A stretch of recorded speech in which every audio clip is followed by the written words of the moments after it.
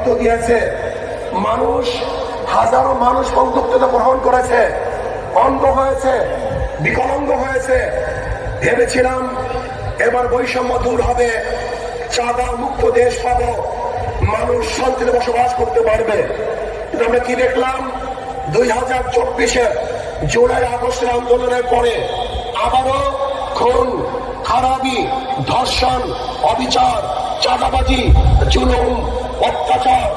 মানুষ শান্তিতে নাই, মানুষ মুক্তি পায় নাই, চাঁদা মুক্ত দেশ গঠন করতে পারে নাই, আমার মা বোনদের ইজ্জতকে রক্ষা করতে পারে নাই, ব্যবসায়ীদেরকে ব্যবসা করার সুযোগ করে দিতে পারে নাই। আজ বাংলাদেশের হাজারো গরিব না খেয়ে ভুকে ধরে মরছে। আজকে আমাদের বাংলাদেশের মেয়েরা ইজ্জতহানি হচ্ছে।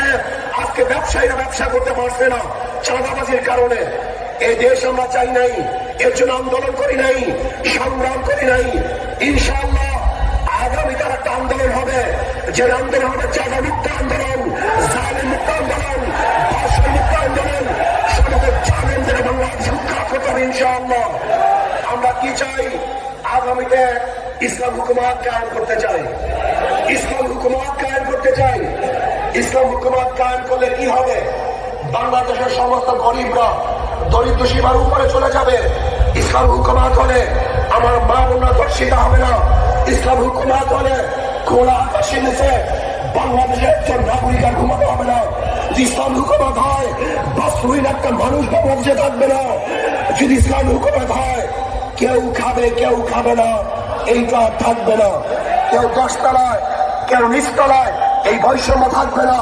আমাদের বাংলাদেশের প্রত্যেক নাগরিকের অধিকার ফিরিয়ে দেওয়া হবে, সাম্যতা হবে, মানবিক মর্যাদা প্রদান করা হবে, ন্যায় বিচার প্রতিষ্ঠা হবে ইনশাআল্লাহ। ইসলাম হুকুমত হয় বাংলাদেশে একটা টাকাও বিদেশে পাচার হবে না। আমি আশা করি ইনশাআল্লাহ আগামী নির্বাচনে মানুষ 2 ভাগে ভাগ হয়ে যাবে। একদল মানুষ ইসলামের পক্ষে, একদল মানুষ ইসলামের বিপক্ষে। কেউ দেশের পক্ষে, কেউ ভারতের পক্ষে। আপনি ইসলামের পক্ষে থাকতে চান না বিপক্ষে থাকতে চান? আপনার ভারতের পক্ষে থাকতে চান না বিপক্ষে থাকতে চান? তাহলে আসুন আজকের থেকে আমাদেরকে আন্দোলন ঝাঁপিয়ে পড়তে হবে, প্রত্যেকটা ঘরে ঘরে যেতে হবে, ইসলামকে বিজয় করার জন্য চেষ্টা করতে হবে। যদি ইনশাআল্লাহ আমরা ঐক্যবদ্ধ থাকি, আমি অনেক আগেই বলে দিয়েছিলাম, আপনারা যদি ঐক্যবদ্ধ থাকেন অবশ্যই ইনশাআল্লাহ আগামীতে ইসলাম ক্ষমতায় যাবে, কোনো সন্দেহ নেই।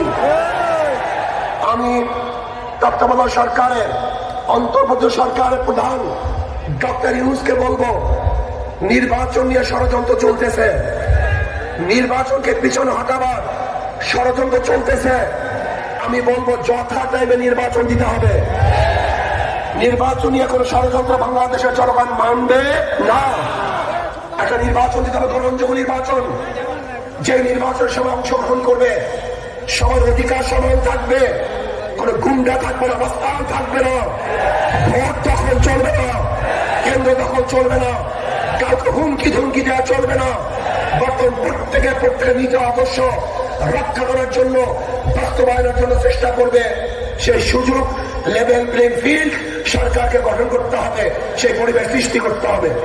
যদি আপনি ব্যর্থ হন তাহলে বাংলাদেশের জনগণ আপনাকে অবশ্যই ক্ষমা করবে না।